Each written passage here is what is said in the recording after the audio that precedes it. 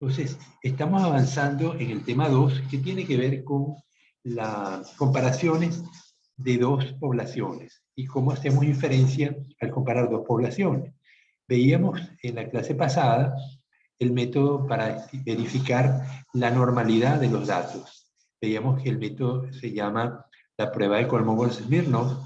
Es una prueba, solamente vamos a verla en pantalla, porque ya la trabajamos. Debía haberla puesto.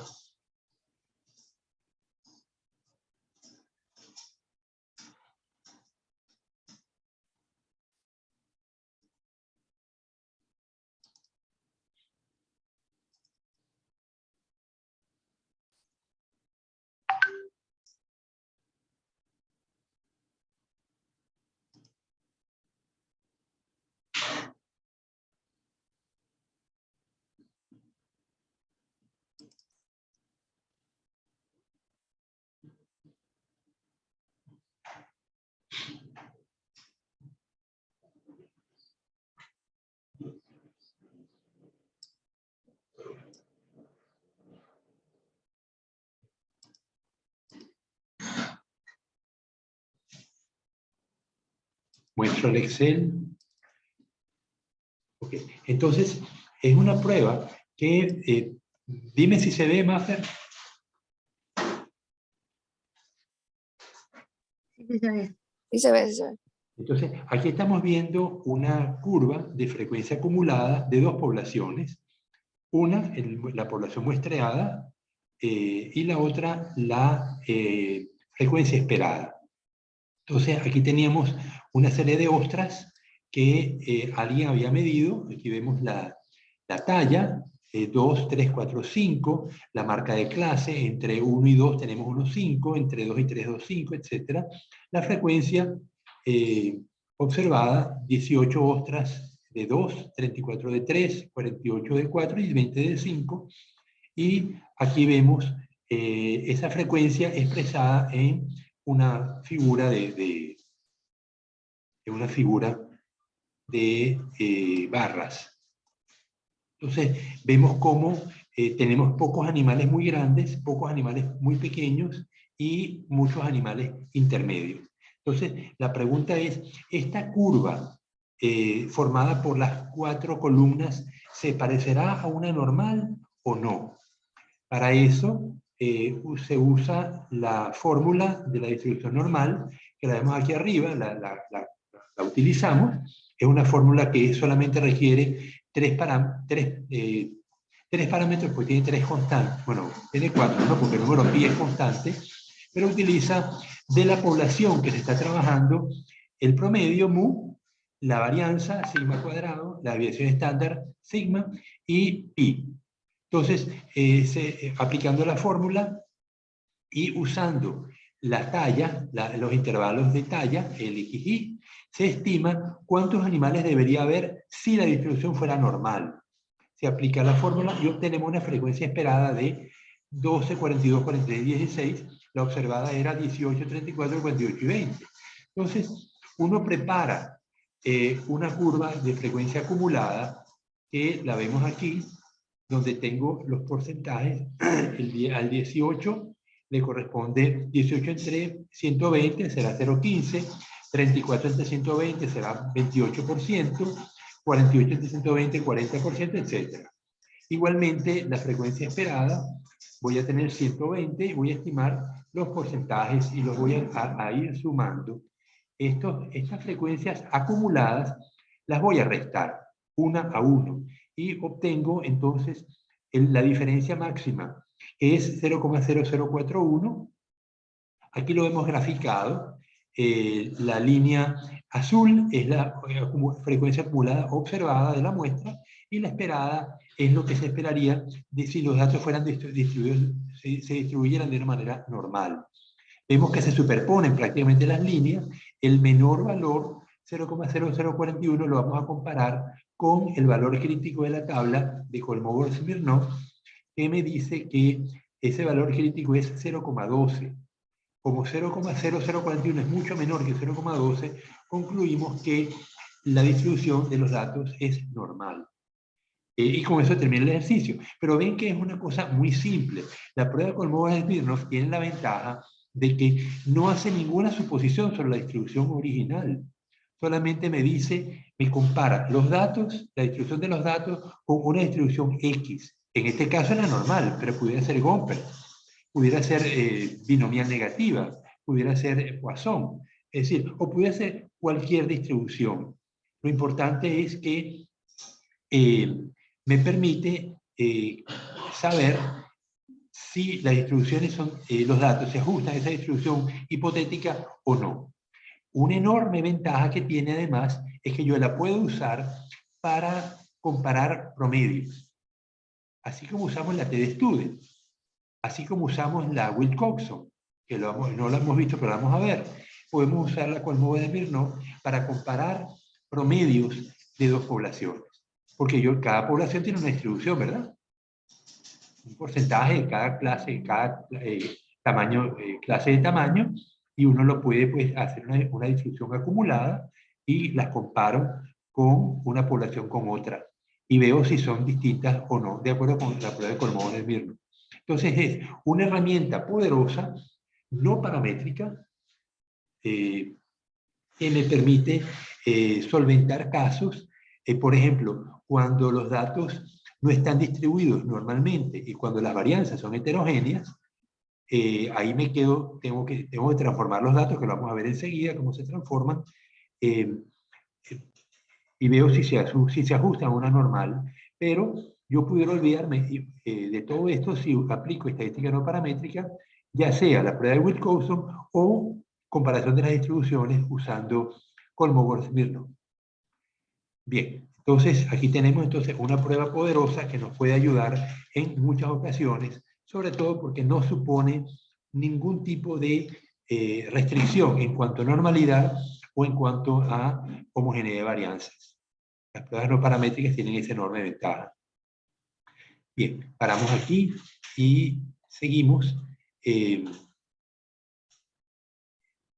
la prueba de Shapiro-Wilk no la tengo lista para explicarla. Es una prueba bastante compleja.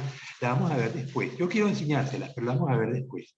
Entonces, una vez que tenemos solventado el problema de la normalidad mediante este procedimiento o mediante Shapiro-Wilk, nos queda el otro elemento que solventar, que es la homogeneidad de varianzas.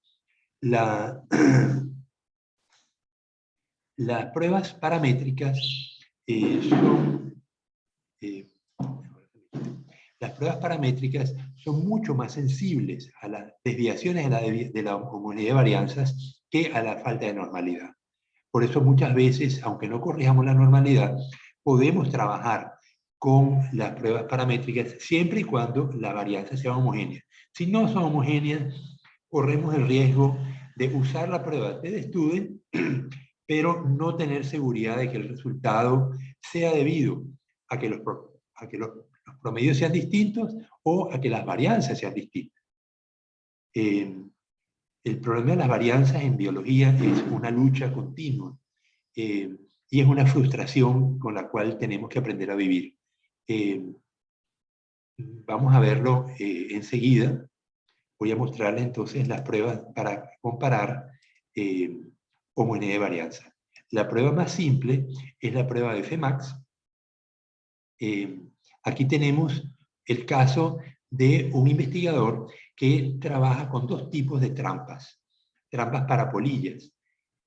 Usó las trampa 1 y la trampa 2. La trampa 1 lo usó 11 veces, la trampa 2 la usó 10 veces y capturó una cantidad de polillas, ¿no? Aquí vemos 41, 35, etc., ¿no? Y con la trampa 2, 52, 57. Entonces, la pregunta es, ¿la varianza entre estas trampas es comparable? ¿Sí o no? Entonces se usa la prueba de Fmax, que es muy simple. Entonces tenemos la H0, me indica que la varianza de la trampa 1 es igual a la varianza de la trampa 2. Para eso, pues vamos a estimar las varianzas. Los promedios los tenemos aquí. 36, 45 polillas. Perdón, ¿saben lo que son las polillas? Steven. polillas, pero las que yo veo en mi casa en la madera, no sé. Ya va. Bueno, las polillas se suelen O comer bueno, los técnicamente. tejidos, la ropa, pero no la madera, que yo sepa, ¿no? Pero las polillas Ah, no, no, es verdad, es verdad, es verdad. Tienes Son razón, como esas son las que me gustan. maripositas, si no son me equivoco. mariposas, Exacto. pero ¿cómo se Color blanca. diferencian? No son Pueden ser cafés. son de colores claros, pero ¿cómo se diferencian de las mariposas normales? ¿Cómo, cómo colocan las polillas las alas cuando descansan? Como hacia atrás, como... Ajá, horizontales, las ponen hacia Ajá, un sí. lado, y las mariposas normales, Normalmente las tienen verticales hacia un nidito. verticales, correcto. Entonces son lepidópteros, son insectos del orden, del orden Lepidoptera, y las familias son distintas. Las mariposas son de un grupo y las polillas son de otro. Entonces, Algo más, biólogo. ¿Está compartiendo pantalla o no? no. Ah, claro, que no. Ah, ya. Disculpa, es que me animo, empiezo a hablar y se me olvida que ustedes no están viendo lo que estoy mostrando. Bien, entonces tenemos las polillas, las dos trampas, y queremos saber primero si el promedio es distinto, pero no podemos calcular los promedios, compararlos sin antes verificar las varianzas. Entonces tengo la varianza del primer grupo.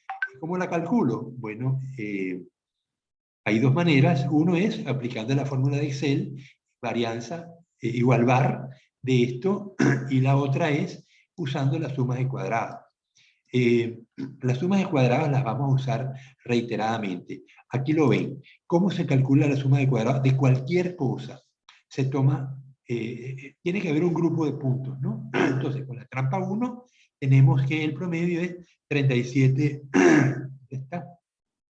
Adiós. Aquí está.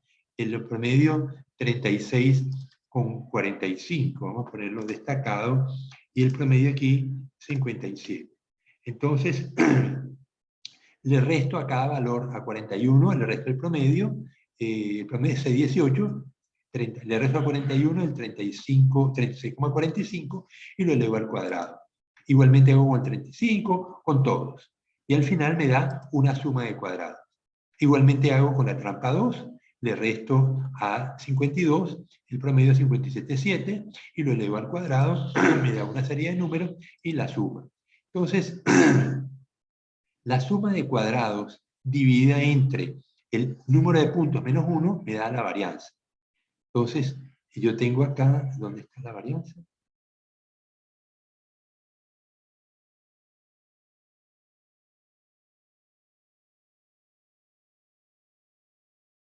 Aquí. Entonces, la suma de cuadrados, 218 dividido entre los grados de libertad, 10, me da 21,8, y la varianza de la trampa 2, 116 entre 9, me da 12,9.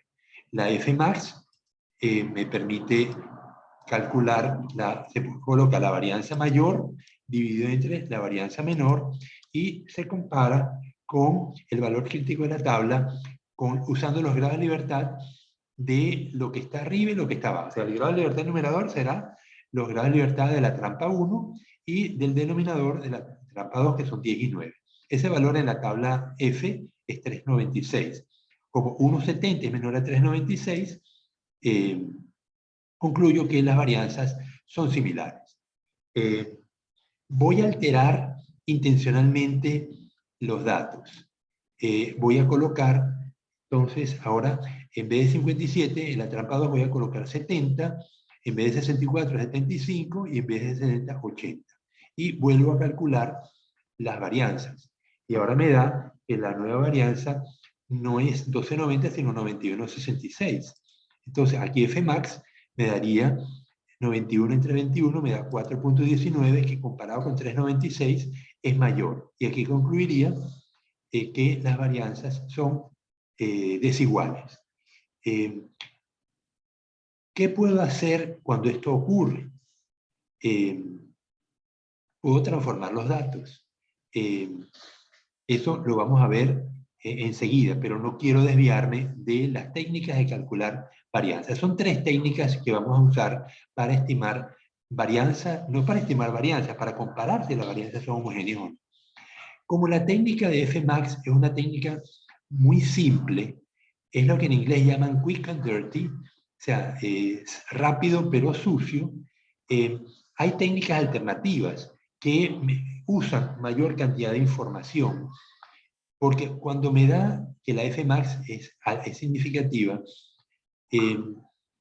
a veces yo sospecho que no lo es, sobre todo cuando tengo muchos grupos. Aquí tengo 2 grupos nada más, pero en el siguiente tema vamos a comparar más de 2 grupos. Y cuando tengo a lo mejor 15 grupos, como vamos a ver en este ejemplo, que aquí lo ven, tengo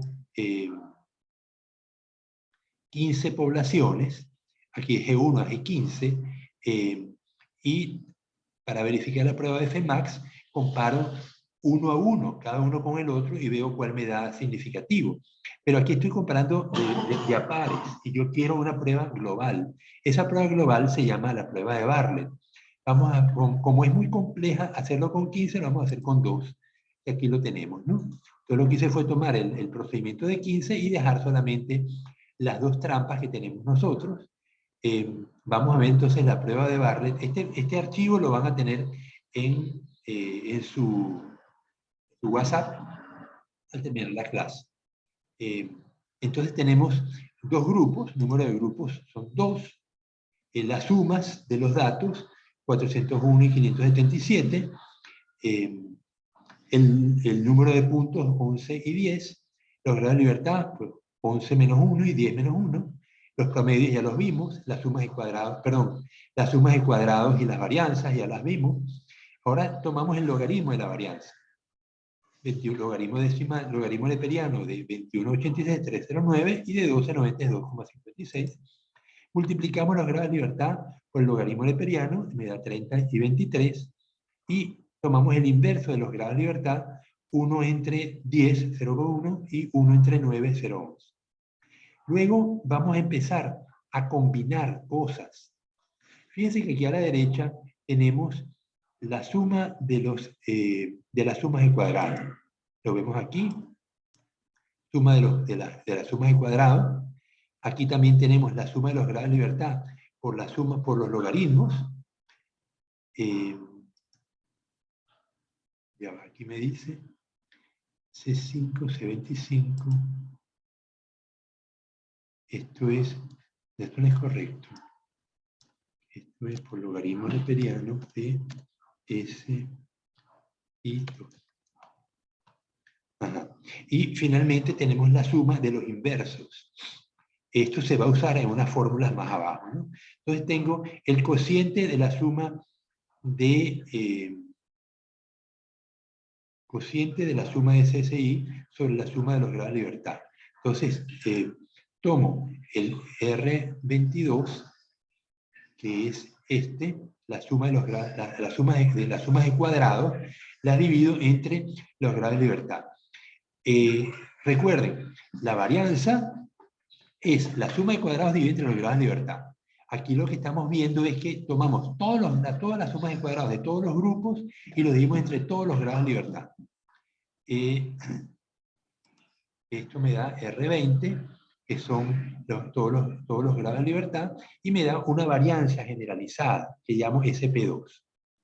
Entonces, esto lo llamo suma de cuadrados sobre suma de los grados de libertad, que es igual a la varianza general de todos los grupos. Varianza general de todos los grupos. Bien.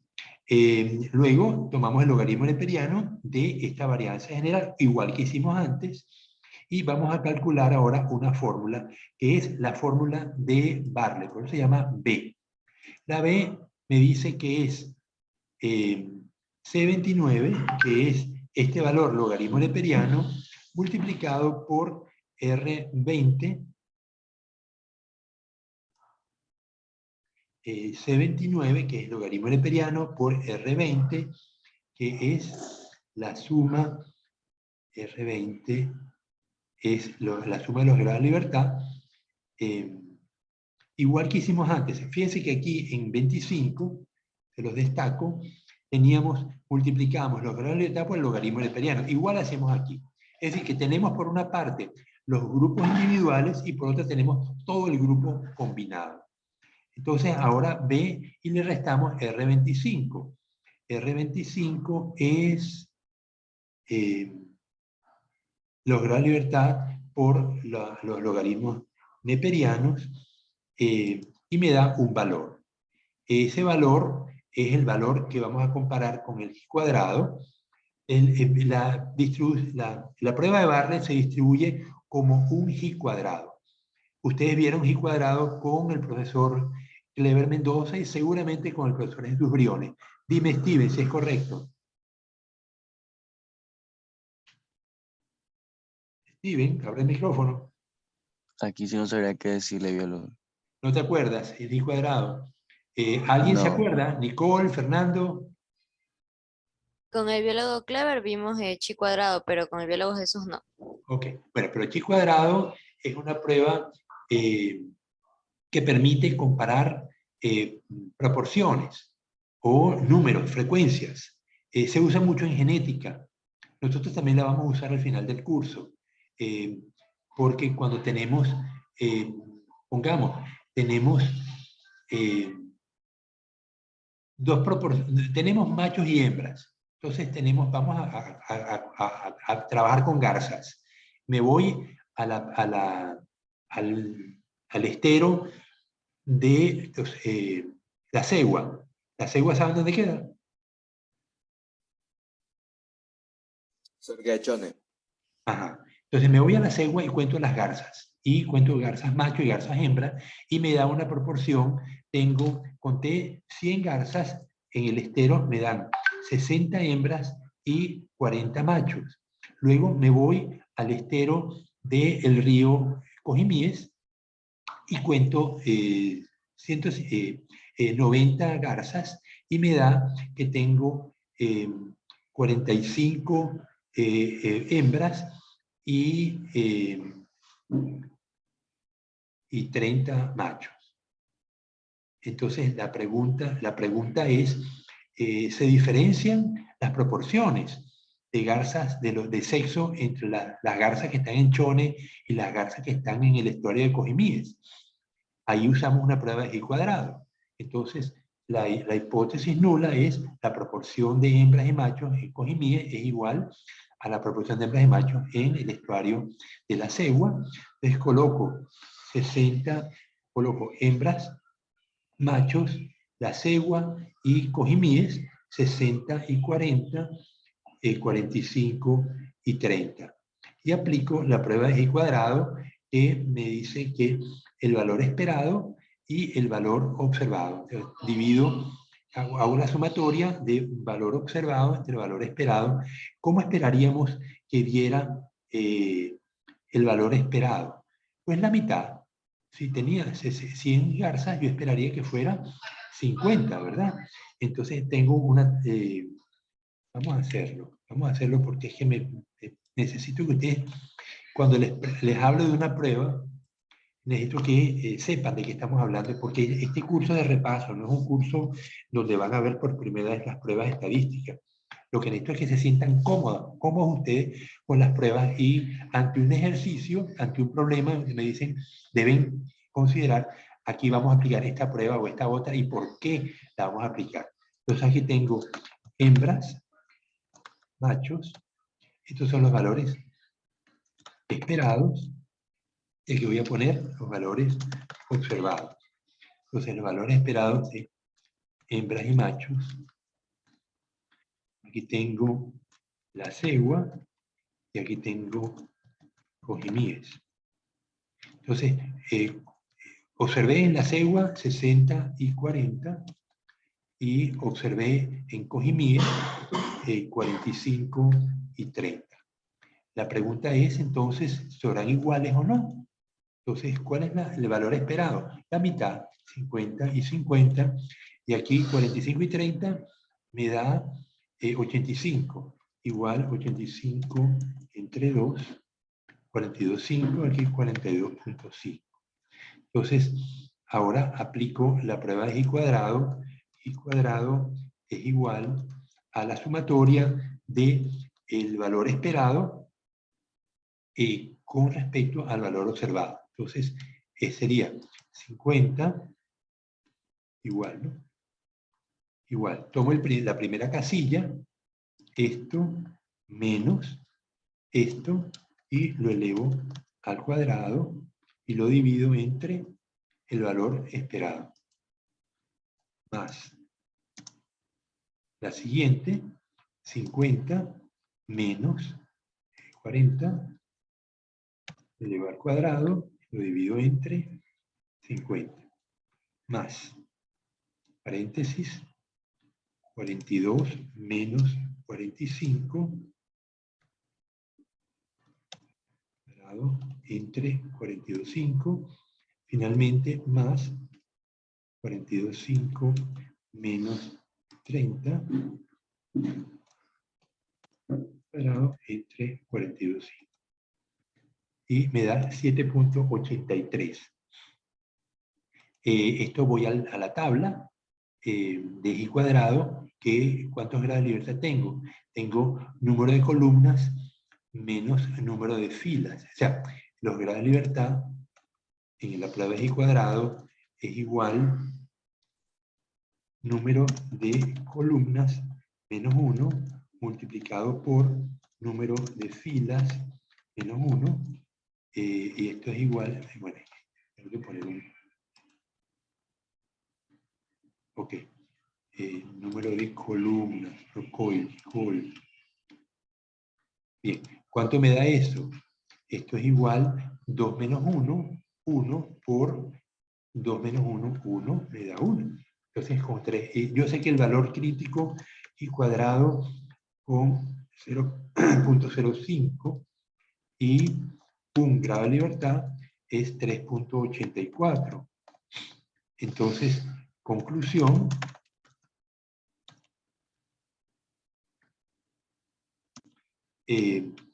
la distribución de sexos, como 782 es mayor que 384, la conclusión es que la proporción de sexos en las dos localidades es distinta.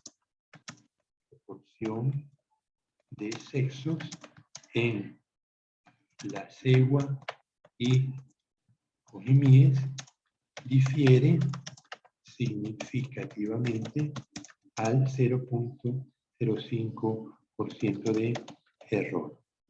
Ok, entonces, y con eso terminamos la prueba de cuadrado. Es que es muy simple. Está programada también en Excel. Yo la puedo, vamos a ver, la probabilidad igual prueba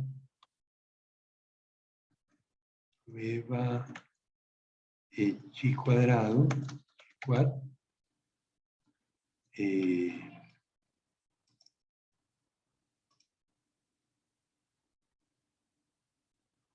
no me dio. Entonces me dice, rango observado. Entonces le doy el intervalo observado, punto y coma, rango esperado, se lo doy aquí, y cierro, más nada. Y me dice que la probabilidad es 0,00516. No me da el i cuadrado. Lo que me da es la probabilidad de que ese i cuadrado sea mayor, la probabilidad real, comparada con la distribución de i cuadrado, y me dice que es 0,005, que es menor a 0,05, por lo tanto concluyo que las distribuciones son distintas. ¿Cuáles son los porcentajes? El porcentaje de hembras será igual a 60% en el caso de la cegua y igual a 45 entre 84 y... perdón, ya va, yo creo que... No. 40 son 75, 75 entre 2, 40 igual, 45 entre 75, me da 60%. Ok, aquí me dio... Es que aquí cometí un error, porque puse 85 entre 2 y es 75 entre 2.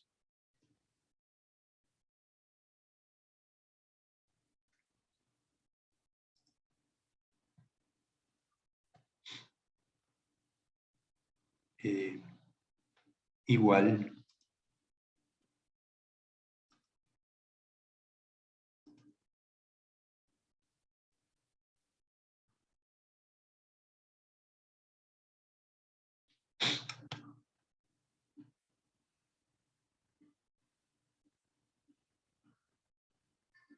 Está dando una cosa muy rara. Fíjate que el porcentaje de hembras es el mismo y sin embargo me dice que la diferencia es significativa. Esto no tiene sentido. La diferencia no debe ser significativa.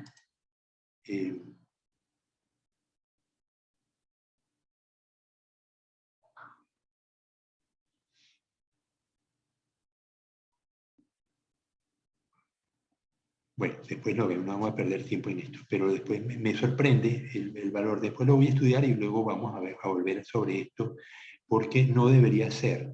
Si el porcentaje de hembras es el mismo y el porcentaje de machos obviamente es el mismo, 40, no debería dar significativo, debería dar no significativo, aunque el número de animales que hemos usado es distinto. 60, 40, sí. La verdad que primera vez que me pasa esto. Bueno, entonces vamos, entonces le decía, la prueba de Bartlett se distribuye como un i². Hay un factor de corrección que es medio complejo y me dice que es 1 entre 3 por 617 menos 1. 617 es el número de grupos menos 1. Factor de corrección, 1 sobre 3 por el número de grupos menos 1 por R26 menos 1 de R20. R26 es la suma de los grados de libertad sobre R20. R20 es el número de grados de libertad totales.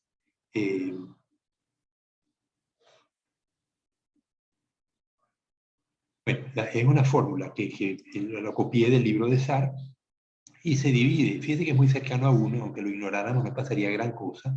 Entonces B se divide entre el factor de corrección y me da entonces el valor a comparar con la tabla, que como es menor a 0,61, pues me dice que concluyo que las varianzas son homogéneas, me parece, ¿no? Voy ahora a sustituir los datos alterados que usé antes. Me voy aquí, lo sustituyo allá.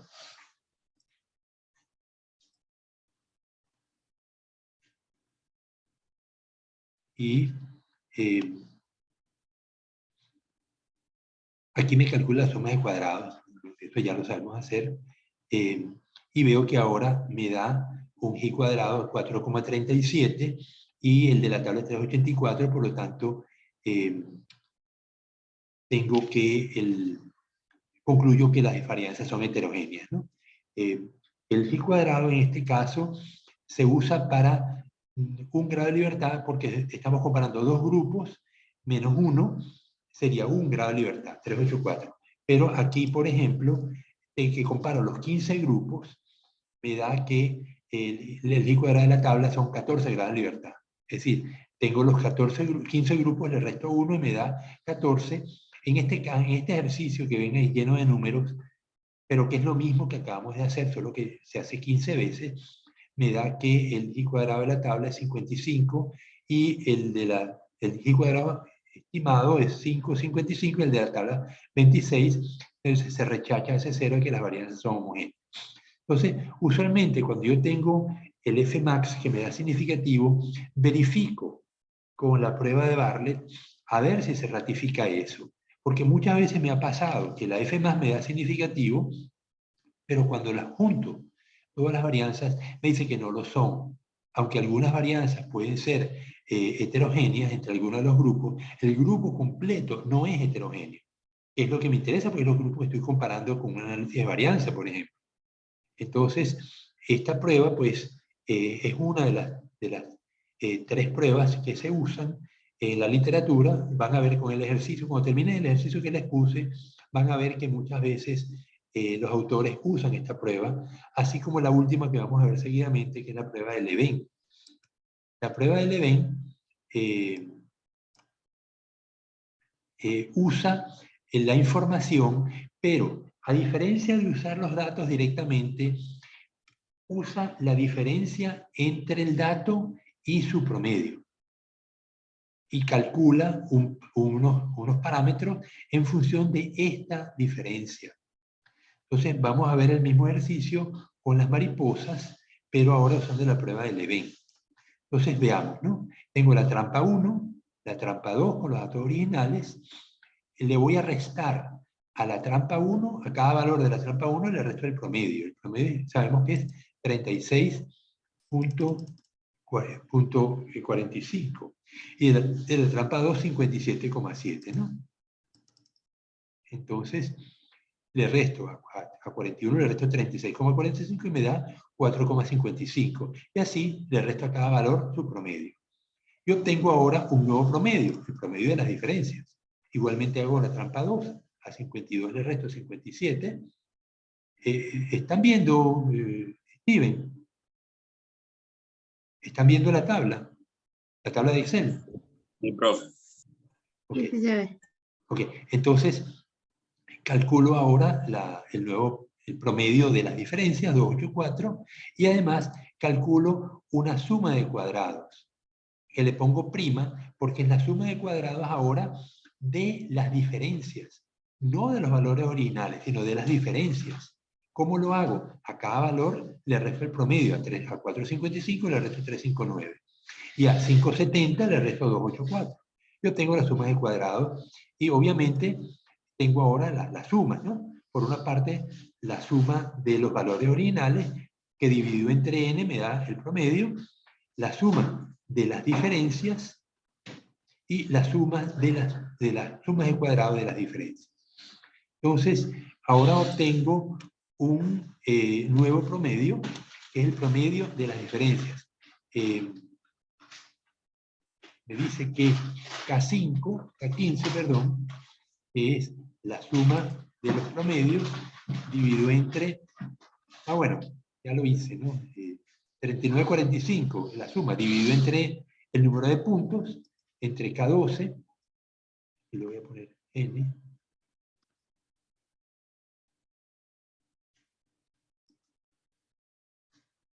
K15 entre 11, yo he debido hacer esto, N igual dar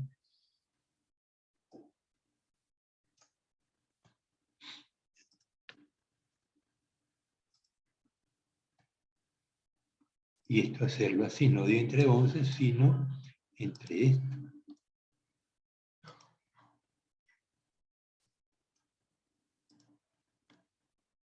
Ok, entonces ahora, ¿qué me pide? Ya tengo entonces los promedios que los puse aquí arriba, ¿no? Vamos a darle. Aquí los calculé y los puse aquí arriba. Con estos promedios yo puedo calcular la suma de cuadrados, lo vemos aquí, la sumatoria de las sumas de cuadrados me da 77 y 35. Ahora voy a calcular una suma de cuadrados ponderada, por eso la P, con una prima, porque es prima porque no estamos tratando con los valores originales, sino con las diferencias. Entonces, ¿cuál es la suma de cuadrados ponderada? Pues es la suma de cuadrados, L15 más un 15, es decir, L15, este valor más este valor, dividido entre los grados de libertad totales, entre 10 más 9, que no debo hacerlo así, debo hacerlo más bien, grados de libertad serían, ya va, vamos a hacerlo distinto.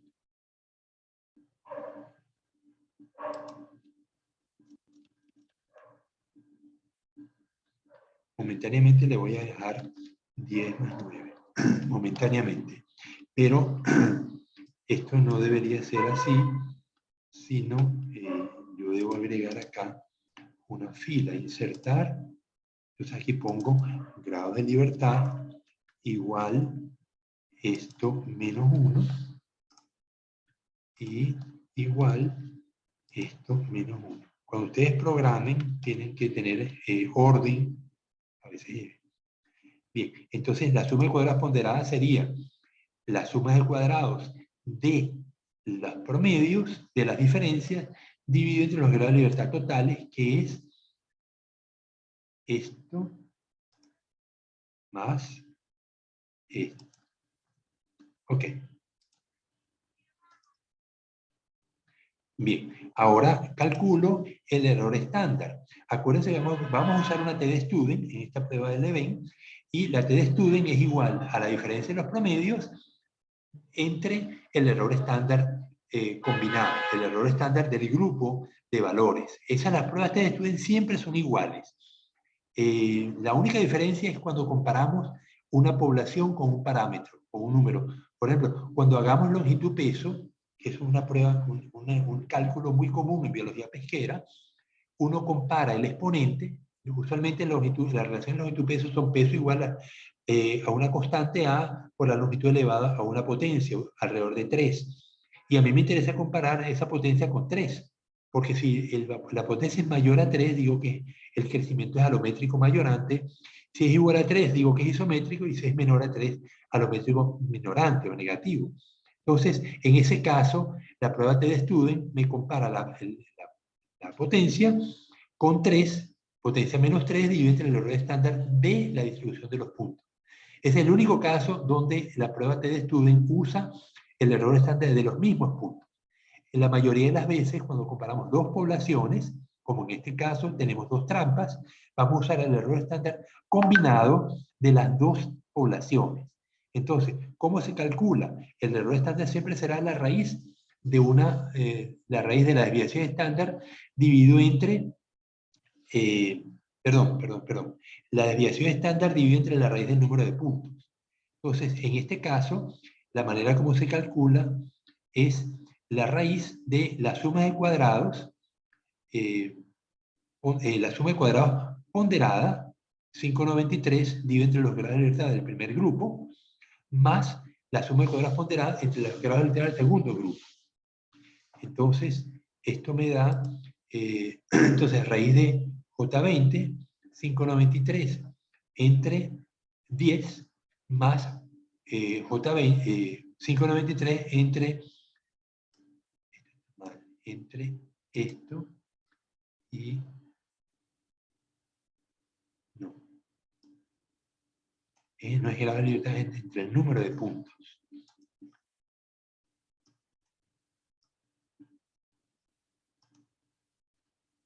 Ok, ahora sí. Entonces me da 1,063, 0,064, número muy pequeño. Entonces, al final la t de student será el promedio de las diferencias de la trampa 1 menos el promedio de la diferencia de la trampa 2 dividido entre el error estándar de los dos grupos. ¿Por qué no me pone el asterisco? No sé. Ya. Ok, entonces divido la diferencia de los promedios 359 menos 284 dividido entre 1,064 y me da 0,7. El t de student de la tabla con 19 grados de libertad es 2,093, como 0,7 es menor a 2,093, concluyo que las varianzas son homogéneas. Ahora voy a colocar los datos alterados, me voy a poner los datos alterados.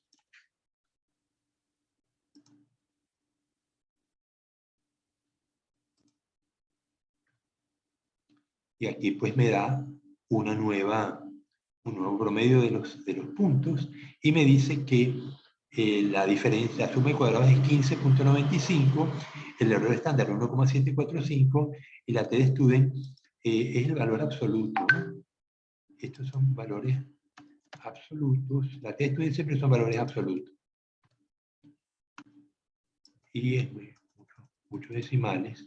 Es decir, 2,38 es el valor de t de student en este caso, y el valor de la tabla 2,093, concluyo que las varianzas son heterogéneas. Entonces ven, la prueba Leven es una prueba sencilla, lo único que esa curiosidad de que no usa los valores originales, sino que usa las diferencias entre el valor original y su promedio. ¿Dudas sobre esta prueba?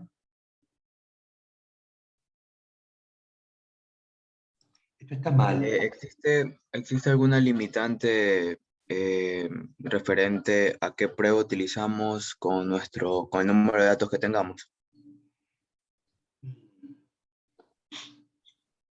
La verdad que no sé qué decirte, porque las tres pruebas, Fmax, Leven y Bartlett, son muy similares en cuanto a restricciones.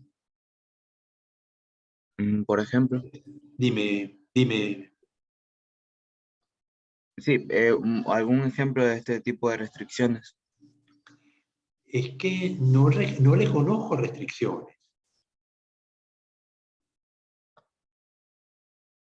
Usualmente yo Y las uso hasta con... ¿cuándo no pudieras usar? Cuando no hay varianza, cuando tienes un solo dato, ahí no puedes trabajar. Si no ujú, hay varianza, no hay estadística. Con un dato tú no puedes trabajar.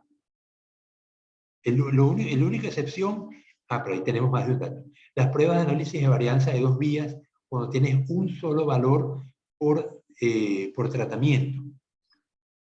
Bartlett, Fmax y Leven estamos ahorita trabajándolo para solo dos grupos, ¿no? Sí, sí, pero Bartlett tú la puedes usar para más grupos.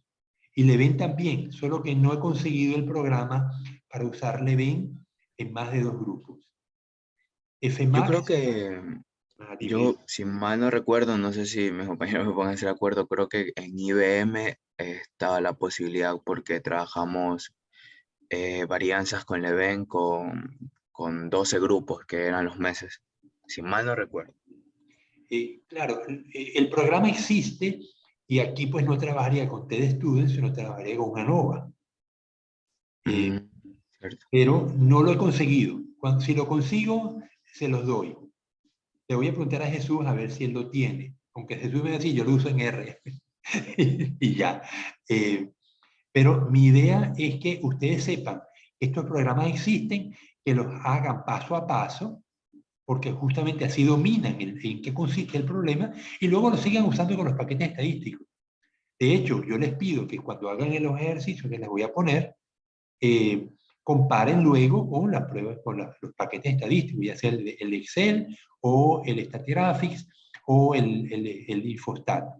Lo importante es que comparen su resultado con el que obtendrían del paquete y vean si les da igual. Si no les da igual, ya saben que cometieron un error y no hace falta que me lo manden. Lo corrigen de una vez antes de mandármelo.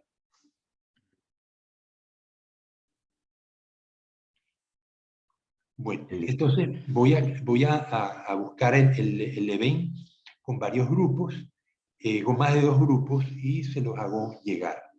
Entonces, aquí los cálculos vieron que son sencillos, lo único que hay que seguir la rutina, ¿no?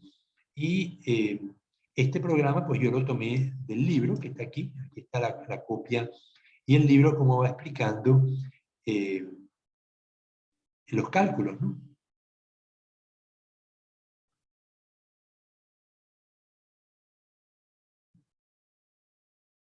Bien, entonces con esto damos por concluido las estimaciones de las heterogeneidades, de la homogeneidad de varianza con estas tres pruebas. Cuando usan la Fmax, lo que hace Infostat es que compara de 2 a 2 todas las posibilidades. Y van a ver que en algunas posibilidades les da que son heterogéneas y en otras posibilidades les da homogéneas. En ese caso, yo me voy a Bartlett o a Leven y verifico si Leven y Bartlett también me dan heterogéneas. Ahí sí es verdad que ya concluyo que tengo que transformar los datos. Entonces, vamos a ver cómo se transforman los datos. No lo cargué.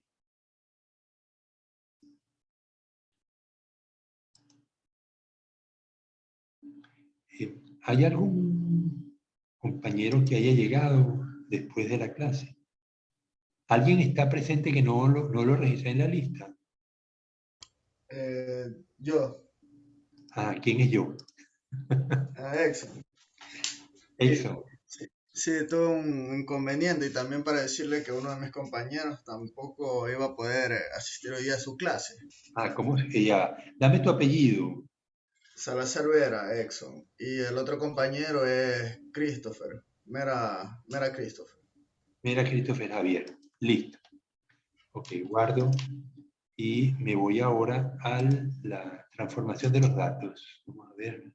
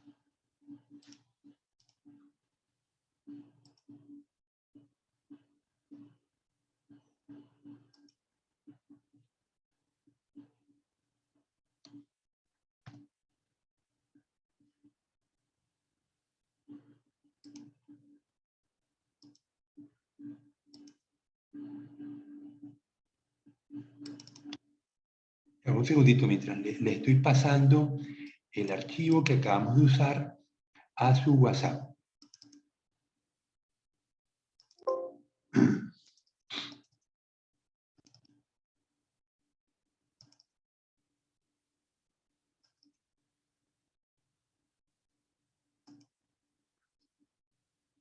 Ahí lo tienen. Cuando quieran lo descargan y lo van guardando porque estos archivos les van a servir a ustedes en un futuro si quieren hacer las pruebas, ¿no?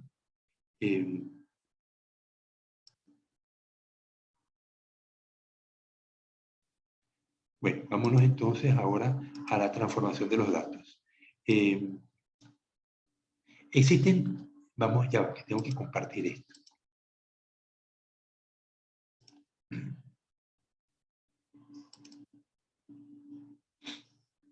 Ok, entonces existen tres tipos de transformaciones que se usan en la literatura. ¿Por qué no usamos la misma para todos los casos? No lo sé exactamente. Eso estoy usando la recomendación de los libros.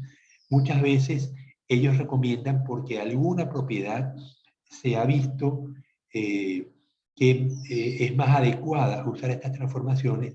Yo sé que en una oportunidad, hace muchos años, yo vi que había una fórmula genérica que me permitía determinar, según la naturaleza de los datos, se debía usar una transformación para homogeneizar las varianzas, por ejemplo. Y era una potencia, era un numeraco, uno dividía o multiplicaba los datos por un número que era una potencia. No más nunca lo volví a encontrar, pero lo voy a consultar con Jesús y con Clever, a ver si ellos se acuerdan por qué tenemos que usar logaritmos cuando los datos son fraccionados y por qué usamos raíz cuadrada cuando los datos son enteros. En el caso de las garzas, por ejemplo, si yo tengo heterogeneidad de varianzas o los datos no son normales, usualmente las transformaciones me corrigen ambas, me corrigen la falta de normalidad y la falta de homogeneidad de varianza. Pero ¿por qué uso raíz cuadrada en un caso y logaritmo en otro? No lo sé y es lo que quiero averiguar, pero sé que en esa oportunidad yo vi que se usaba este número elevado a una potencia y según la naturaleza de los datos, la función logaritmo era más adecuada para datos fraccionados y la función raíz cuadrada era más adecuada para otro, o la función arcoseno para otro grupo cuando son porcentajes. Entonces veamos en este primer caso, ¿no? Tengo longitud de las hojas de dos especies de árboles. Las longitudes son números fraccionados, 3, 1, 2, 9, 3, 3, y 7, 6, 6, 4, 7, 5. O sea, unas hojas son más grandes que otras, pero mi pregunta es, ¿son homogéneas las varianzas?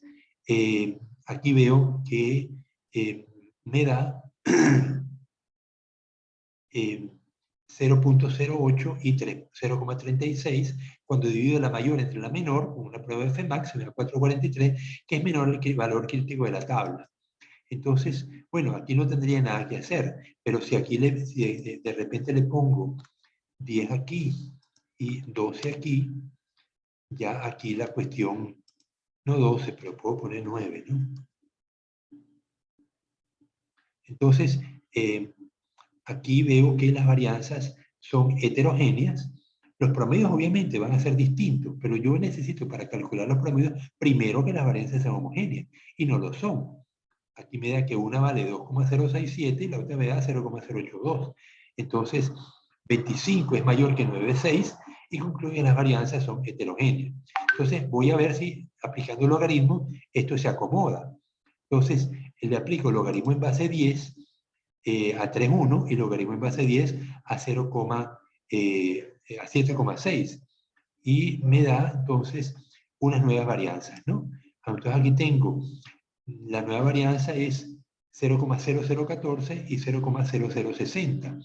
Cuando divido igual esto entre esto, me da 408 y el valor crítico de la tabla sigue siendo el mismo, 9,6. Entonces, he corregido la heterogeneidad de varianza usando el logaritmo. Entonces, la prueba estadística la voy a usar con los datos transformados. Los promedios sí, los sigo usando con mis datos sin transformar, pero la prueba TD-Student la voy a usar con los datos transformados. Entonces, aquí sería igual prueba.t. Tengo la primera matriz, la segunda matriz. Digo que tengo dos colas y tengo varianzas homogéneas porque ya lo vi. Y me dice que la diferencia entre las hojas del árbol 1 y el árbol 2 son muy distintas. 8.4 por 10 a la menos 6 es mucho menor que 0,05. Ok, entonces yo lo que me he permitido, transformando los datos, corregir la heterogeneidad de varianza, que es el parámetro más limitante para usar pruebas paramétricas. Vamos a ver si corregimos la homogeneidad, la normalidad. Para normalidad, tengo que colocar los datos en...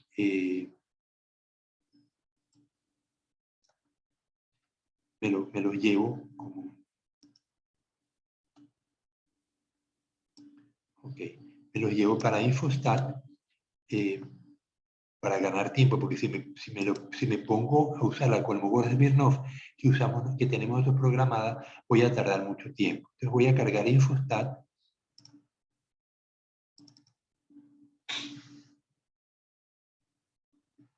Porque una cosa es corregir la heterogeneidad de varianza y otra cosa es la normalidad. Muchas veces la normalidad es mucho más difícil de corregir. Ok, ya cargo Infostat. ¿Ustedes tienen Infostat en sus máquinas? Sí. Bien. Bueno, si alguien no lo tiene y tiene problemas, me avisan, ¿eh? Porque lo van a necesitar. Entonces ahora voy a compartir Infostat. A ver. Bien. Entonces, están viendo, dime Fernando si ves la pantalla de Infostat. Sí, biólogo. Ok, entonces me voy a archivo, le pido nueva tabla, me aparece el azulito, le digo que quiero cargar con nombres de columnas y ya me puso los datos, ¿no? Entonces voy a estadística, inferencia basada en una muestra, quiero la prueba de normalidad de Shapiro, le digo que es la longitud, verifico y me dice que 0,0391 no es normal, es menor a 0,05. Vamos a ver por qué. Voy a pedirle un gráfico de histograma, le digo que es la longitud, lo que quiero graficar, y me va a poner un gráfico de columnas, que evidentemente no es normal. Tenemos muchos datos a la izquierda y pocos datos en el extremo derecho. Así que evidentemente no es normal. ¿Vale? Le digo entonces, si yo hiciera la prueba de Kolmogorov, vamos a hacerla solamente para contrastar, me va a decir lo mismo, peor aún. Antes era 0,03, ahora es 0,0001. Es decir, los datos no tienen, se distancian mucho de una normal.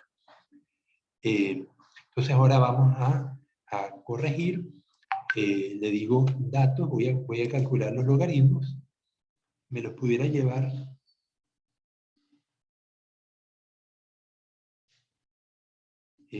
transformar, le digo que quiero los datos de longitud, aceptar, y quiero logaritmo decimal, aceptar, y ahora voy a trabajar con estadística, voy a repetir la prueba de Leven, de Shapiro-Wilk, perdón, no quiero longitud, quiero es logaritmo decimal, aceptar, y no, el problema sigue siendo el mismo, me da la misma P. Si hago un gráfico de los logaritmos,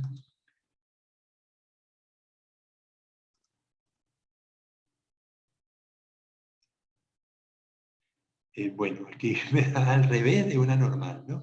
Muchos puntos al extremo derecho e izquierdo y pocos puntos al medio, así que no hay manera de corregir la normalidad. Entonces, ya vemos que corregir homogeneidad de varianza es más sencillo y yo usaría la prueba TD-Student porque sabemos que es más sencillo, más sensible a la heterogeneidad de varianza. Dime, Fernando. ¿Y cómo consideramos cuándo tenemos que corregir nuestros datos o en qué ocasiones? Porque igual tenemos estadística no paramétrica que es mucho más flexible con este tipo de Sí. faltas, por más los números. Hay una cuestión de orden. La estadística paramétrica es más precisa que la estadística no paramétrica. Y en general uno está obligado a tratar de usar la paramétrica siempre.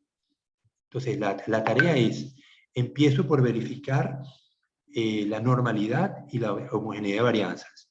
Si los datos no son normales o las varianzas no son homogéneas, procedo a transformar los datos. Si la transformación me corrige el problema, perfecto, sigo con mi estadística paramétrica. Si la transformación no me lo corrige, ya no me queda más remedio, no me corrige la heterogeneidad de varianza, porque si no me corrige la normalidad, no le doy mucha importancia. Yo debo intentar corregirla, pero yo sé que las pruebas paramétricas son mucho más sensibles a la heterogeneidad de varianza, y si me la corrige, yo procedo a seguir con la prueba paramétrica.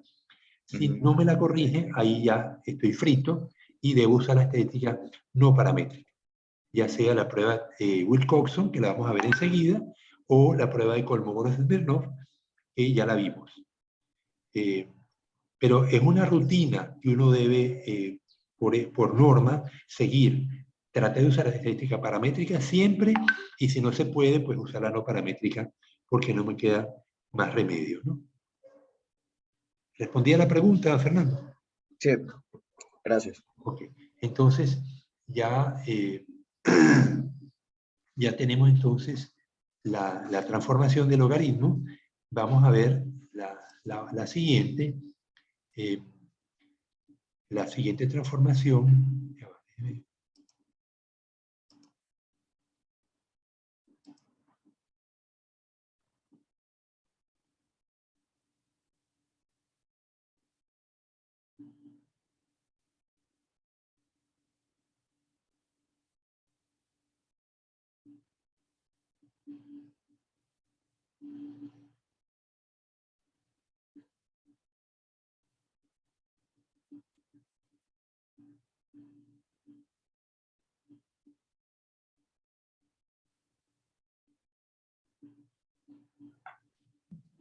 Profe, una pregunta. Dime. ¿Qué criterio se usa para lo que es varianza? Si el p-value es inferior a 0,05, ¿es homogéneo o heterogéneo? Sí, el valor de la y cuadrado o de cualquier elemento a comparar es menor a 0,05, se considera que es significativa la heterogeneidad de varianza. O sea que las varianzas no son homogéneas. ¿Por qué 5 y no 10? Porque en biología tradicionalmente se usaba el 5% como elemento crítico, pero no en todas las ciencias es así. En sociología se usa mucho el 10%. En medicina a veces se usa más frecuentemente el 1%. El porcentaje de error es menor, sobre todo cuando estás hablando de antibióticos, drogas. Pero en general en biología vamos a trabajar con el 5% siempre.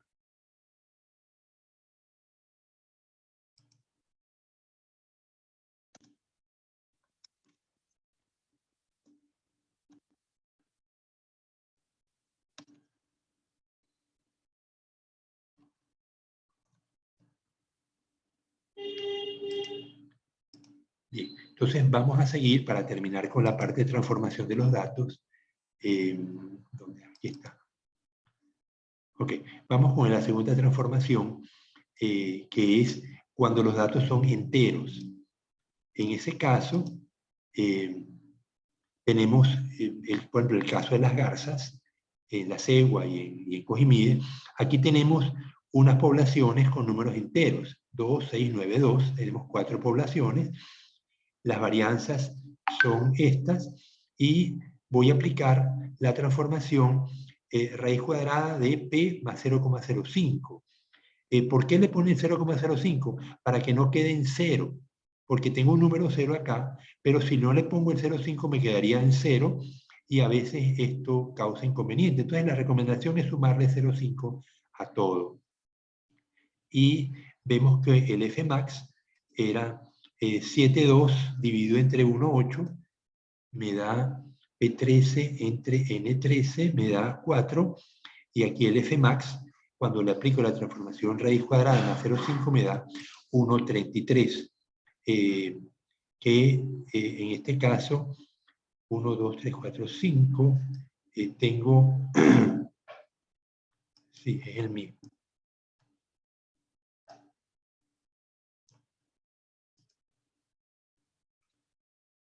Es el mismo de la tabla, es 9,6. Es decir, que en el primer caso las varianzas no serían heterogéneas.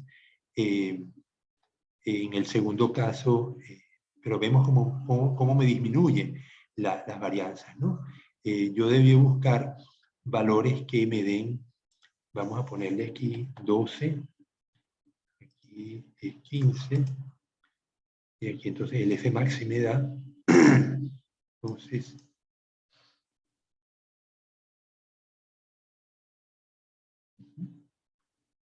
ok, 0,55 entre 0,30.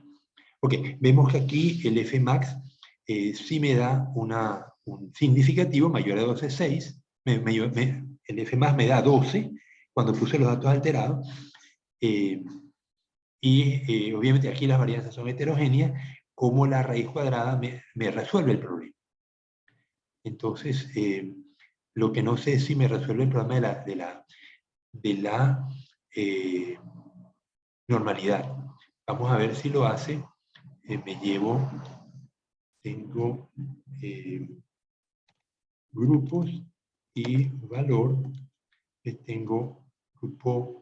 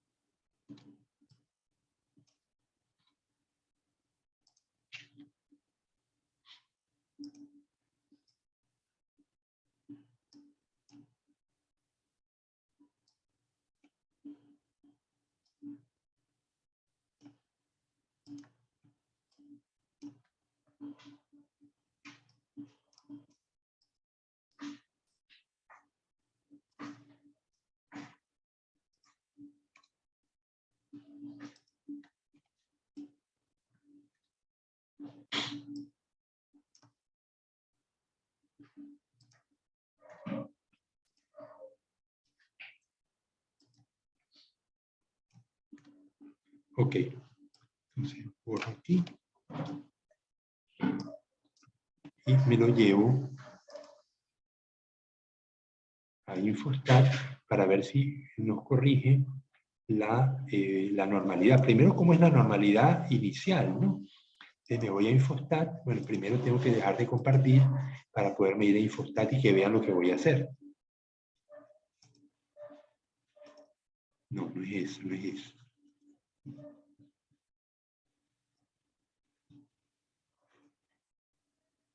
Ok, entonces le digo ahora nueva tabla.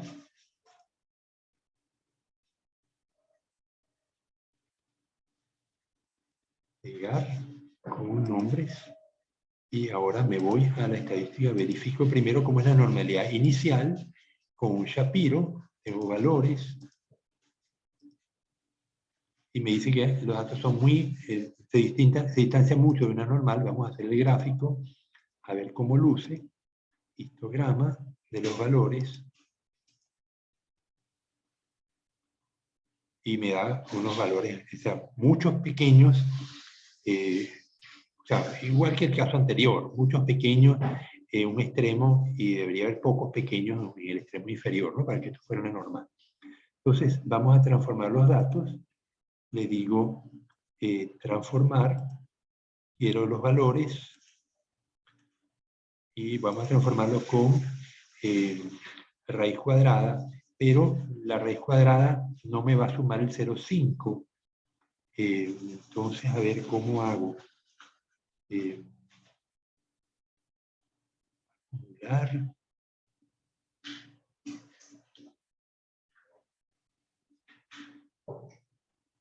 No. Me voy a cancelar. Me lleva el Excel. Me llevo el dato transformado de Excel. Esto pues, ustedes. Entonces lo calculo de una vez. El valor transformado igual raíz del valor más 0.5. No hace falta que se los muestre porque ustedes saben lo que estoy haciendo.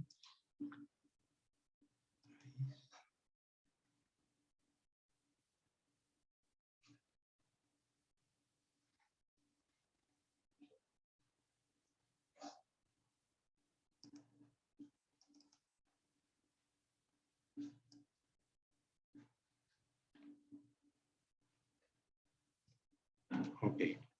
Me voy a enfocar de nuevo. Y le digo nueva tabla. Yo no sé, ojalá me permitiera pegar, pero es que si lo hago... Sí, sí lo hizo. Ok, entonces ya no hace falta nueva tabla, simplemente pegué los valores transformados. Esto es la raíz de 2 más 0,5 y voy a verificar entonces la normalidad de esos datos transformados con un Shapiro. Le digo, no me lo toma. Me dice que es columna 1, sí. No, aquí cometí un error. No lo hago porque me va a dar un disparate. Prefiero decirle nueva tabla. Nueva tabla, porque me tomó como los títulos, me los tomó como el primer valor, y eso no puede ser. Pegar como nombres de columnas, ahora sí, fíjense, el primer número es un número, no es un título. Entonces hago estadística, me voy a la prueba de Shapiro-Wilk, de los valores transformados, aceptar, y me dice que ahora los datos son normales. Dice, punto 36 mayor que 0,05, vamos a ver cómo lucen, gráficos de histograma, le digo valores transformados, y mire cómo da tan bonito. Entonces ahora tengo pocos números en el extremo izquierdo, pocos números en el extremo derecho y muchos números al medio. Entonces me considera que esta distribución no se diferencia significativamente de una normal. Y procedo a usar mi prueba paramétrica con los datos transformados. Veamos si Kolmogorov está de acuerdo. A lo mejor nos va a dar que no. Entonces le digo prueba normal, aceptar, y me dice que no, que esos datos no son normales, que esa distribución, a pesar de que mejoró muchísimo, no son normales. Pero usualmente los investigadores usan más la prueba de Shapiro-Wilk que la prueba de Kolmogorov. De todas maneras, recordemos, el distanciamiento de una normal no es justificativo para no usar las pruebas, la estética paramétrica. Ok, me falta entonces el último procedimiento. Me voy a transformación de datos, que son los datos de porcentuales. Se dice que los datos porcentuales se deben transformar con la transformación arcoseno de la raíz de la proporción. Entonces, aquí lo vemos, tenemos dos casos, P8 y P9, con unos porcentajes, ¿no? 84, 89 y aquí 92, 95. Entonces, me da un Fmax, que es un Fmax muy pequeño. Vamos a alterar esto, ¿no? Aquí le pongo 80, aquí le pongo 75.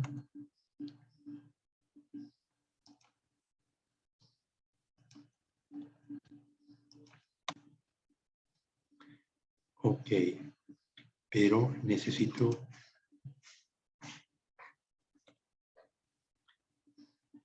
Fíjense que el Fmax, claro, 2, 4, 6. Entonces tengo con 3, 4, 5, 6, 7, con 6 grados de libertad, porque antes era con 4 grados de libertad, ahora con 6. Vamos a ver cuál es el F crítico con 6 grados de libertad. Voy a abrir el libro de SAR, que es el que tiene la tabla de F. Me voy aquí.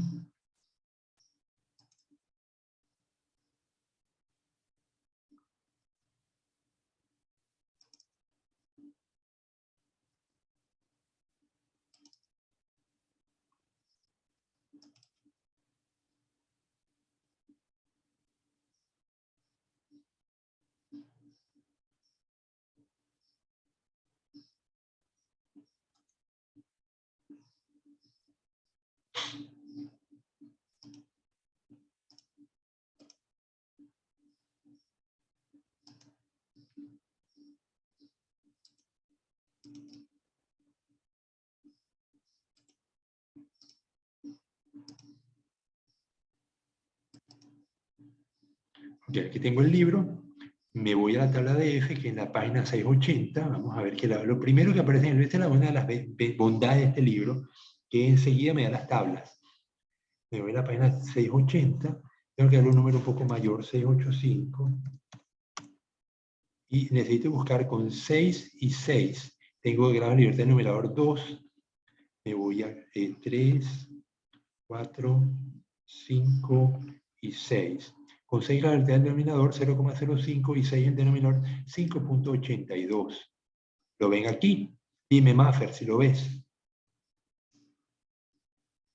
Sí, biólogo. Ok, entonces me voy con ese número 582, paro de compartir, me voy de nuevo a transformación de datos y le digo que el F0.05 con 6 y 6 grados de libertad es 5.82, como 791 es mayor a 5.82, concluyo que las varianzas son heterogéneas. Entonces, para aplicar la función arco-seno, necesito primero poner esto en forma que los senos puedan ser calculados, porque los senos van entre el seno de 90, seno de 45, seno de 30, van entre -1 y 1. Por lo tanto, los valores, voy a buscar el arco cuyo seno es ese, pero yo tengo que poner valores entre -1 y 1. Y tengo valores 84, 80, entonces lo tengo que transformar en proporción. Lo divido entre 100 y aquí me da el valor, ¿no? El 84 entre 100 me da 0,842 y 80 entre 100, 0,8. Ok, entonces ahora sí,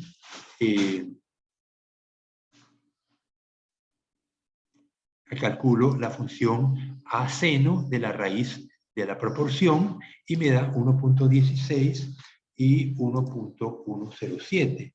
Entonces, calculo las varianzas y me dice que la varianza 0,023, esto es igual a la varianza mayor dividido entre la varianza menor y me da 8.20.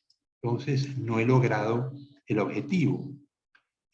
Antes me daba 7.90 y ahora me da 8, o sea, empeoré el caso, ¿no? En este caso la transformación no ayuda, no corrige la heterogeneidad de varianzas y por lo tanto no me permite usar pruebas paramétricas. Bien, pero vieron cómo se usa. Muchas veces sí funciona, funciona muy bien, pero en este caso, bueno, no funcionó. Si yo yo puedo alterar y jugar con esto, ¿no? Y poner otros porcentajes.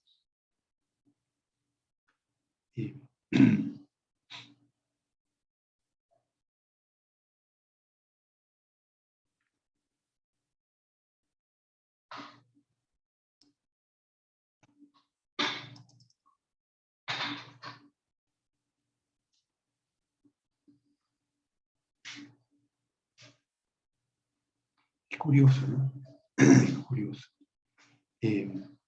Vamos a ver si yo tenía unos datos de un ejercicio que hicimos. A ver si lo consigo.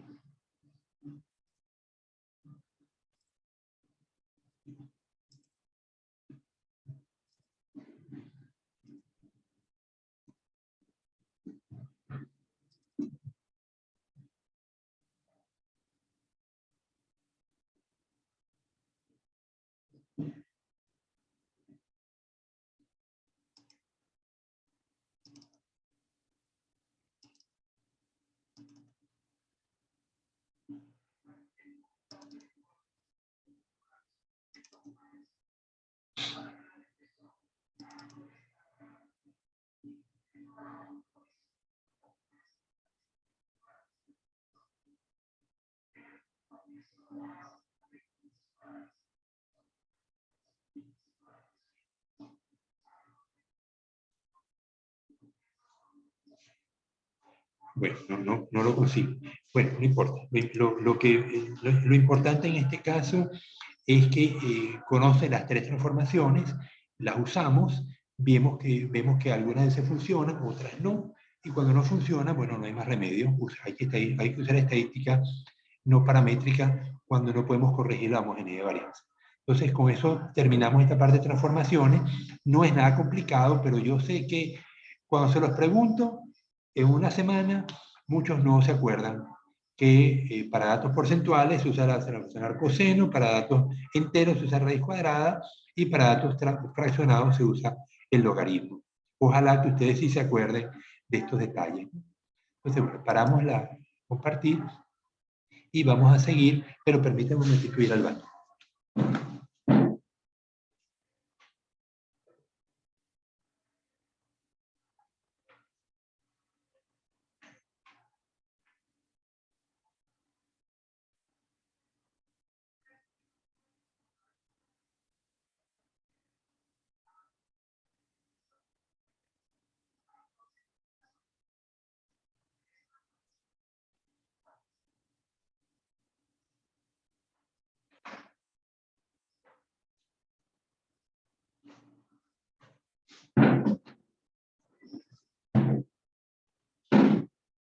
Bien, entonces,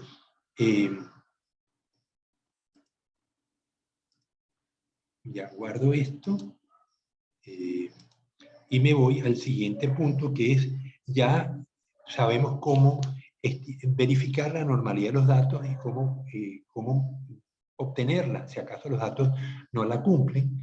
La heterogeneidad de varianza igual, las transformaciones me ayudan, muchas veces me ayudan, muchas veces no me ayudan y termino usando estadística paramétrica, pero tengo que justificarlo en las publicaciones. Yo suelo poner, verifico la normalidad y heterogeneidad de varianza, y cuando no se consiguió, se usó estadística no paramétrica y digo qué prueba usé. Eso lo van a ver en los datos, en los trabajos, cuando hagan el ejercicio que les pedí, el deber 1.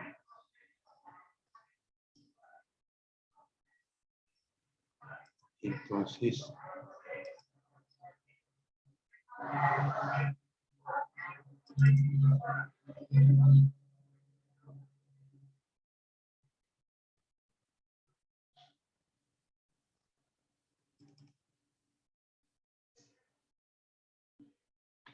vamos a seguir ahora las pruebas para comparar poblaciones, si acaso cumplen con la normalidad de los datos y la homogeneidad de varianza. Entonces la prueba tradicional es la prueba de T-de-Student. Vamos a calcularla.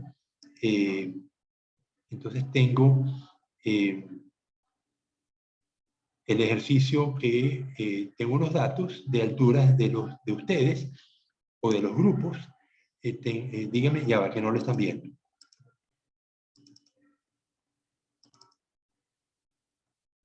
Ok, dime, Maffer, si lo ves.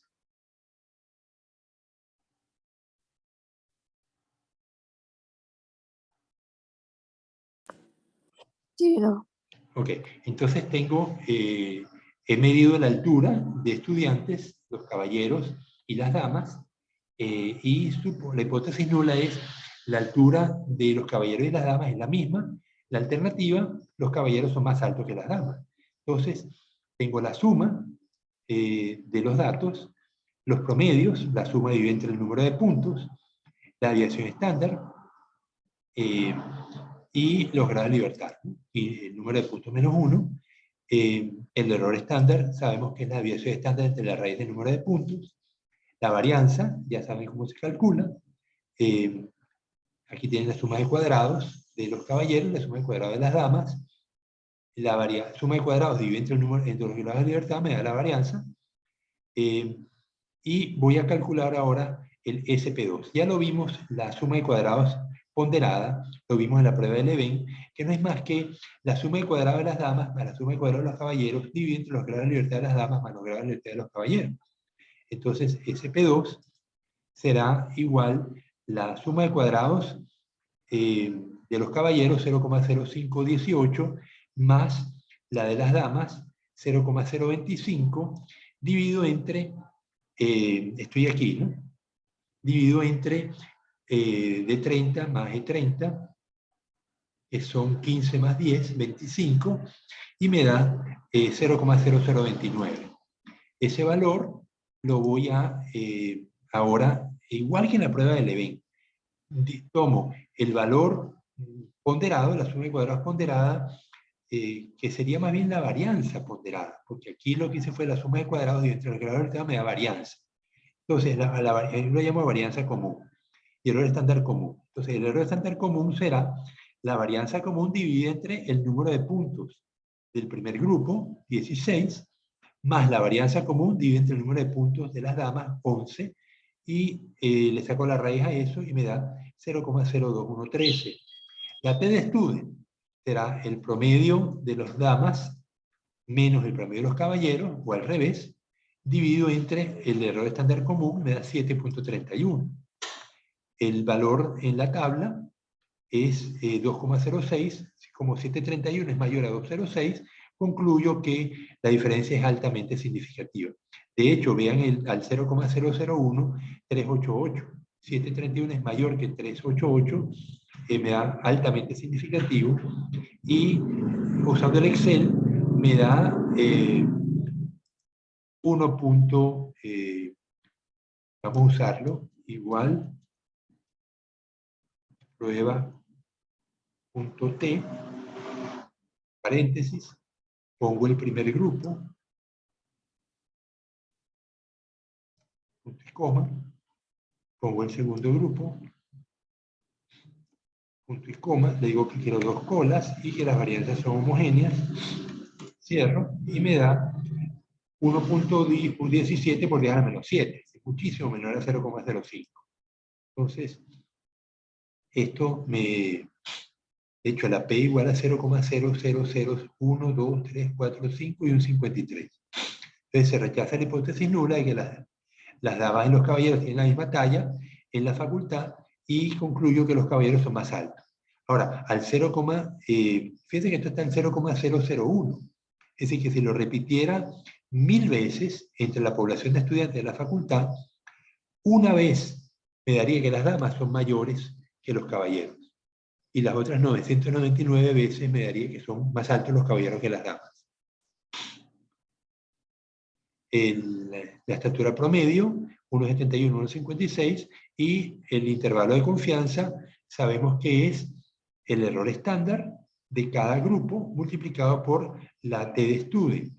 Entonces, aquí tengo L1 será el error estándar 0,0146 multiplicado por 2,06, y se lo resto al promedio, 1,68, y el L2 me daría 1,71 más el error estándar, 0,0146, multiplicado por la T de Student, 2,06, y me da 1,74.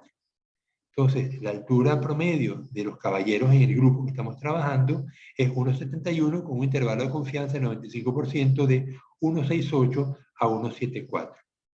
Y en el caso de las damas, es 1,56 el promedio, 1,53 a 1,59. Fíjense que es muy estrechito el intervalo de confianza. Ok, entonces, siempre que ustedes den un promedio en cualquier trabajo de la facultad o en una publicación, tienen que expresar un estimador de la variabilidad, de la dispersión. Puede ser la desviación estándar. Entonces pueden dar promedio más menos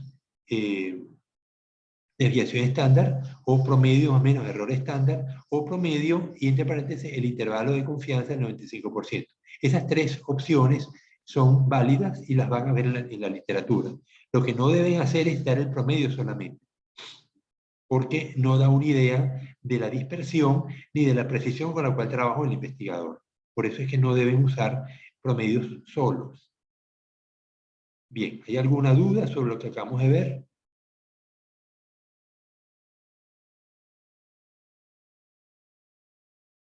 Bueno, silencio. Entonces vamos a trabajar ahora con las pruebas no paramétricas. La prueba de... Ahora, podemos usar Kolmogorov realmente. Vamos a hacer el ejercicio. Tomo la...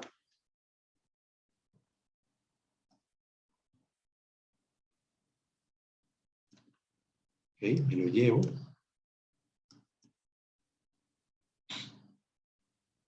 Aquí tengo los intervalos de confianza de la...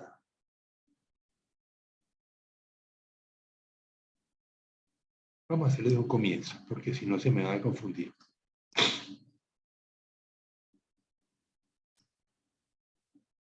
Les coloco mis datos y veo cuál es el intervalo, la hipótesis nula, sabemos es la altura de los caballeros es similar a la de las damas en el grupo de investigación aplicada, Facultad de Ciencias del Mar. Ok, entonces, ¿cuáles son los intervalos? Yo, para colocar los intervalos, necesito primero saber cuál es el valor máximo y el mínimo, ¿no? Entonces, igual min de este grupo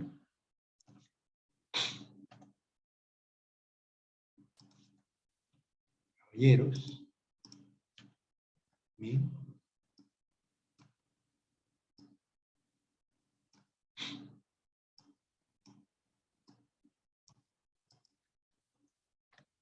.47 y el máximo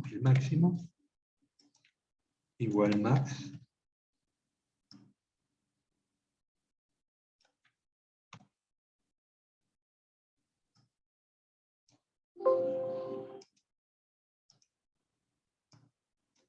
ok, entonces tengo que el valor menor es 1.47 y el valor 1.78 el máximo, ¿no?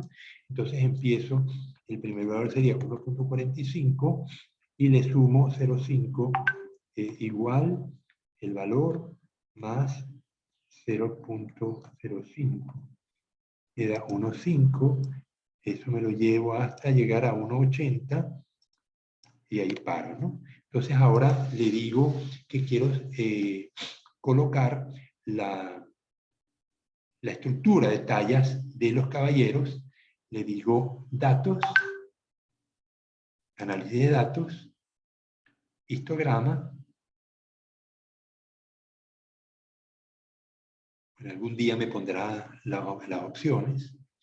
Ok, le digo histograma, aceptar. Entonces me dice rango de entrada. Entonces le digo esto, los datos. Luego me dice rango de clases. Le digo que son estos. Ajá. Luego me dice rango de salida. Le digo que lo quiero aquí. Y acepto. Entonces me va a repetir los intervalos, la clase, y me pone las frecuencias. Esto es frecuencia de los caballeros. Caballeros. Y ahora voy a calcular. Me lo tengo que llevar, me lo tengo que poner a un lado para poder calcular la de las damas. Esto lo borro, bueno, me lo voy a volver a poner aquí. Le digo análisis de datos, aceptar, pero ahora los datos de entrada son estos. Y le digo aceptar porque lo quiero en el mismo sitio. Entonces ahora tengo frecuencia de las damas. ¿Me siguieron? ¿Cómo hice los cálculos? Dime, Mafer. Mafer, quiero que me sigan porque esto lo van a usar en el futuro para 1000 cosas. Oye, Sí, dígame. biólogo, sí lo estoy haciendo. Ok, ¿alguien tiene dudas? porque me tienen que parar. Si en el momento que surgen las dudas, me paran para poder dar la explicación y poder seguir. Entonces ahora tengo frecuencia de los caballeros, frecuencia de las damas. ¿Qué me pide Kolmogorov-Smirnov? Primero los porcentajes, ¿no? La frecuencia es calculada como porcentaje y luego el porcentaje acumulado. Entonces digo, porcentaje de las damas y porcentaje de los caballeros. Entonces, primero sumo, a ver cuántas damas y cuántos caballeros tengo. Inicio, suma. Tengo 11 damas y 16 caballeros, entonces el porcentaje de las damas igual al valor primero dividido entre el número de puntos, 11, le pongo $1 al 14 para que no se me altere y estimo los porcentajes, ¿no? Y porcentaje de los caballeros,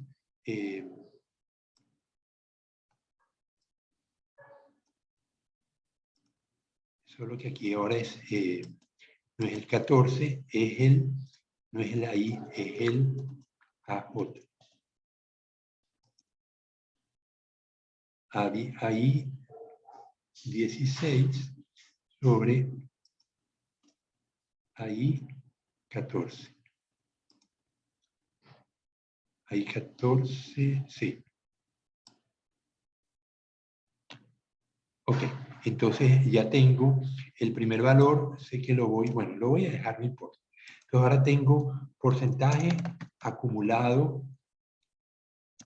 de las damas y porcentaje acumulado caballeros. ¿Cómo se hace esto? Igual el primer valor y ahora hago igual este valor más el segundo y eso me lo llevo hasta el final y me da 1, 1, 1. Luego hago lo mismo con los caballeros. Okay, entonces el primer valor es acá, este es igual a L6. El segundo valor será, no me lo hizo bien. Ah, no, me da 0, sí, sí, sí. Entonces aquí viene, aquí el valor es 0,06, luego me lo suma con 12, bien. Entonces, ya hemos terminado los porcentajes acumulados. La prueba de Kolmogorov-Smirnov, requiere calcular la diferencia de los datos de los porcentajes acumulados. Entonces, igual esto menos esto con un valor absoluto. ¿Ok? Entonces,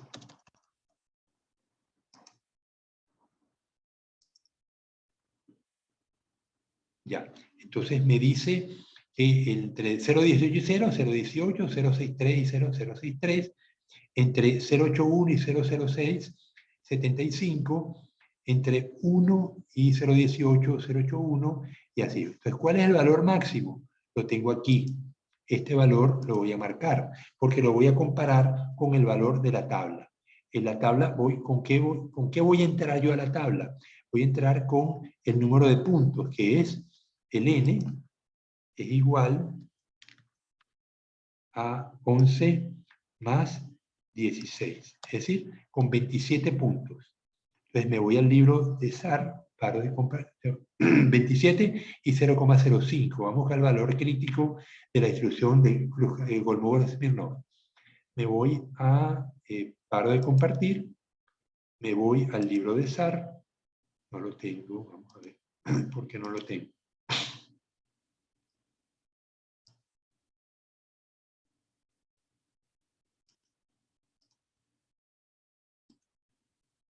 Ok, ahora sí.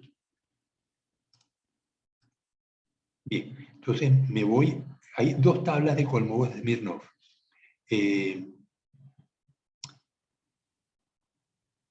Una, valores críticos de DD para Kolmogorov-Smirnov, bondad de ajuste para distribuciones continuas y valores críticos con delta corregido para distribuciones continuas. Yo sé que hay una que sirve y otra que no. Vamos a meternos en la 741. le doy 745 y me dice valores críticos para distribuciones continuas. Ok, y aquí esta es la que no nos sirve, ¿ve? Porque tiene K y tiene N. La que necesito es esta, que me da N solamente. Entonces tenemos 27 puntos con 0,05. 0,05 lo vemos aquí arriba, la 1, 2, 3, cuarta columna, y 27 elementos, 27, me da aquí 0,25. ¿Lo ven? Dime, Nicole o Ricardo, ¿lo ven? Sí. Ok, Sí, 0,25. biólogo. Entonces, Sí, biólogo. paro de compartir y me voy de nuevo a la tabla Excel. Prueba aquí. Entonces, el D crítico con 0,05 y 27N, no grado de libertad, N es igual a 0,25.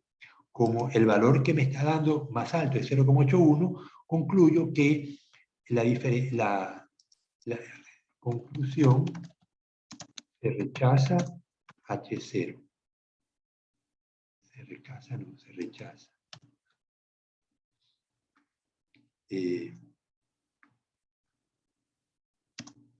Por lo que los caballeros son más altos que las damas.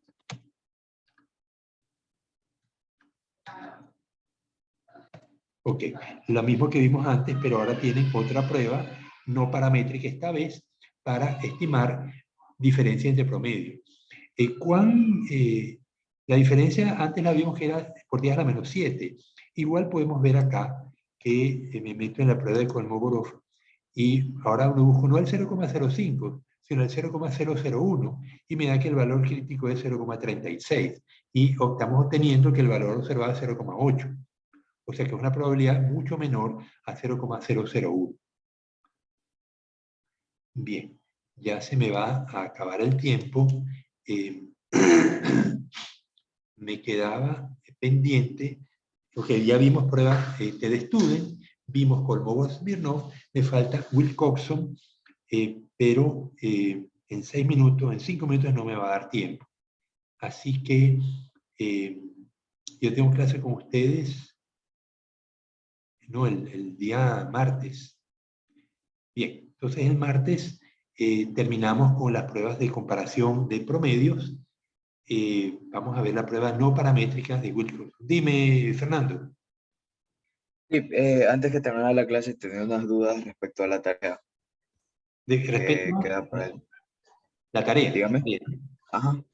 Ya.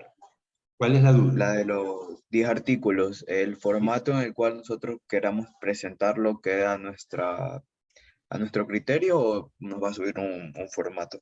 Bueno, yo creía haberles puesto un formato. De todas maneras, el formato, fíjense, lo que queremos es saber cuáles son las pruebas más comunes que se usan. Ustedes van a chequear 10 artículos, entonces vamos a poner artículo número 1, 2, 3, 4 al 10. A la derecha, las pruebas. Prueba de Student, prueba de Bartlett, prueba de Leven, prueba de ANOVA, prueba de G cuadrado, análisis GLM, generales, pruebas lineales generalizadas, análisis multivariado, análisis de clúster. O sea, van a haber un montón de pruebas, pero ustedes las van a poner en la columna y lo que van a hacer es que van a marcar. El artículo 1 usó esta prueba y esta prueba y las van poniendo, ¿no? Arriba. El artículo 2, si usó las mismas pruebas, no ponen más nada arriba, si usó pruebas nuevas, las van poniendo. Así hasta el artículo 10. Y al final van a poder sumar. Y van a ver cuál es la prueba más común que usan los investigadores en biología. Luego vamos a hacer una sumatoria de todos los artículos que ustedes vieron, revisaron, porque ustedes son casi 19 estudiantes, van a revisar 190 artículos. Entonces tenemos una prueba, una muestra muy significativa de qué es lo que se hace en biología, qué es lo que yo quiero. Ustedes verifiquen que las pruebas que estamos viendo en este curso realmente responden a las pruebas que usan los investigadores en biología hoy en día. ¿Contestar la pregunta, Fernando? Chévere. Para una idea, o sea, lo que yo entendí, en la pila de columnas, el número de artículos, en las filas, todas las pruebas que vayamos encontrando y las vamos como encasillando, colocando, yo que sé, una Una X y X, así. una X, sí, y al final suman el número de X. Lo que sí Ah, les listo, chévere. agradezco es que pongan las referencias. O sea, aparte me ponen referencia y ponen artículo 1 y escriben la referencia. Pérez 2010, Pérez J 2010, estudio de las mariposas en el área de Cojimías. La revista La Técnica, el volumen 5, página 1 a la 10. Entonces, esa referencia quiero que me la pongan para asegurarme que ustedes dominan la técnica de la tabla APA Listo. 2020. Y referente a un membrete, una portada, Biólogo. algo sencillo, ¿no? La portada es a juicio de ustedes, ¿no?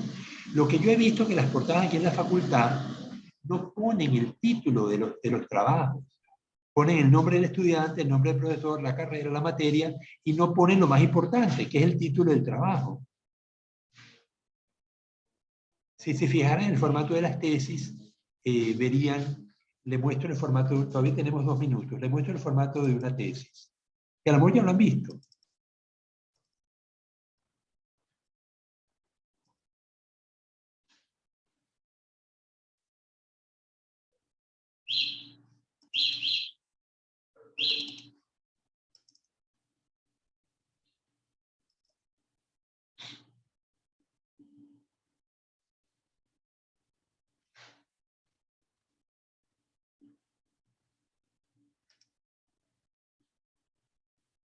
No, todavía no se muestra.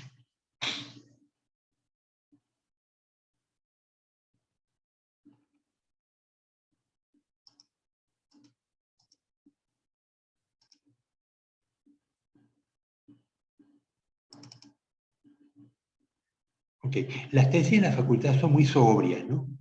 Ven que tenemos, ¿lo están viendo, Fernando? Sí, biólogo. Ok, entonces ven que tiene el título de la universidad, ustedes lo pueden usar si no quieren, la facultad, la carrera, trabajo de titulación, modalidad, en este caso es artículo examen complexivo, el título de la tesis en inglés, el autor, el tutor y la fecha. Las tesis son muy sobrias, ¿no? Y todas son igualitas. Luego viene pues ya este formato de tesis, ¿no? Pero en el caso de los trabajos, pues ustedes pueden copiar este título o pueden usar otro. Lo importante es que incorporen el título del trabajo dentro de la carátula, porque por lo general no lo hacen. Entonces uno tiene que estar pasando a las páginas interiores a ver de qué se trata lo que me está mandando el estudiante. Bueno, ya se me acabó el tiempo. Vamos entonces, nos vemos el día... me suben en el aula virtual, por favor, el trabajo y... Biólogo, disculpe, dime. antes de eso. Mafer. En lo que es los nombres de los artículos, iría citado y en la parte de abajo irían las referencias. ¿O aquí las referencias en el mismo lugar donde está el No, nombre del no, abajo, porque es muy, las referencias, va a haber artículo ya. 1, dice artículo 1 y abajo 1, la referencia del 1. Ya. ¿En Vancouver o en APA? Como ustedes quieran, usualmente la facultad está pidiendo APA, pero háganlo como quieran, porque lo que me interesa es que saben hacerlo. Ya, listo. Bueno, nos vemos el martes. Chao.